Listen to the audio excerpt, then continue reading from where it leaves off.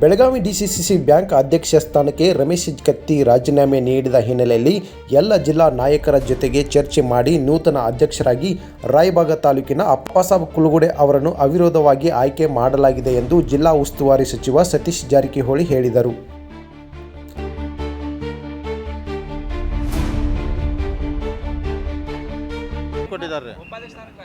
ಇಲ್ರಿ ಉಪಾಧ್ಯಕ್ಷ ಸ್ಥಾನಕ್ಕೆ ಅವ್ರು ಕೊಟ್ಟಿಲ್ಲ. ಈಗ ನಾ ಏನಿಲ್ಲ ರೀ, ಅಣ್ಣ ಸಾಬ್ ಜೊಲ್ಲೆ ಅವ್ರಿಗೆ ಆಗ್ಬೇಕಂತ ಆಸೆ ಇತ್ತು, ಸುಭಾಷ್ ಡೌಳೇಶ್ವರಿಗೆ ಇತ್ತು, ಅಂಕಲಿಗೆ ಎಲ್ಲರಿಗೂ ಇರ್ತಾರೆ, ಮತ್ತೆ ದೊಡ್ಡಗವ್ರಿಗೆ ರೀ. ಸುಭಾಷ್ ಡೌಳೇಶ್ವರ್ ರಾಜೀನಾಮೆ ಕೊಟ್ಟಿಲ್ಲ. ಅಕಸ್ಮಾತ್ ಅವ್ರ ಅಧ್ಯಕ್ಷನಾಗದ ಇವತ್ತು ಬೆಳಿಗ್ಗೆ ಕೊಡ್ಬೋದಾಯ್ತು ಅವ್ರು, ಅಥವಾ ಅಧ್ಯಕ್ಷ ಆದ ನಂತರ ಕೊಡ್ಬೋದು ರೀ. ಸೌದಿ ಅವ್ರದ್ದು ಕಚ್ಚೋರ್ದು ಈಗ ಭಾಳ ವರ್ಷಗಳ ನಂತರ 3 ಜನ ಸೌದಿ ಒಂದೇ ವೇದಿಕೆ ಚರ್ಚೆ ಮಾಡಿ ಡಿಸ್ಕಷನ್ ದೇವ್ರ ಅನುಗ್ರಹ ರೀ ನಡ್ತಾ ಇದ್ದಾರೆ. ನಿಮಗೆಲ್ಲ ಗೊತ್ತಿದೆ, ಮೊನ್ನೆ ರಮೇಶ್ ಕತ್ತಿ ಅವರು ರಾಜೀನಾಮೆ ನೀಡಿ ತೆರವಾಗಿದೆ.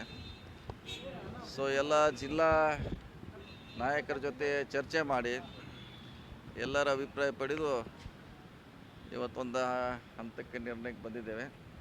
ಅಧ್ಯಕ್ಷರಾಗಿ ನಮ್ಮ ಕುಲುಗೋಡೆ ಅವರು ರಾಯಬಾಗ್ ಕಾನ್ಸ್ಟಿಟ್ಯೂನ್ಸಿಯಿಂದ ಆರಿಸಿ ಬಂದಿದ್ದಾರೆ. ಅವರ ಅಧ್ಯಕ್ಷರು ಮತ್ತು ಉಪಾಧ್ಯಕ್ಷರು ಮುಂಚಿದ್ದವರ ಡೌಳೇಶ್ವರ್ ಅವರು ಮುಂದುವರಿತಾರೆ.